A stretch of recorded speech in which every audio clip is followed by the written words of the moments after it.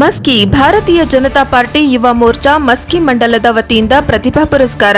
Maski SSLC ಹಾಗೂ ದ್ವಿತೀಯ PUC ಪರೀಕ್ಷೆಯಲ್ಲಿ 90% ಹೆಚ್ಚು ಅಂಕ ಗಳಿಸಿದ ವಿದ್ಯಾರ್ಥಿನಿಯರಿಗೆ ಪ್ರತಿಭಾ ಪುರಸ್ಕಾರ ಕಾರ್ಯಕ್ರಮವನ್ನು ಮಸ್ಕಿ ಮಂಡಲ ಪಕ್ಷದ ಕಚೇರಿಯಲ್ಲಿ ಹಮ್ಮಿಕೊಳ್ಳಲಾಗಿತ್ತು.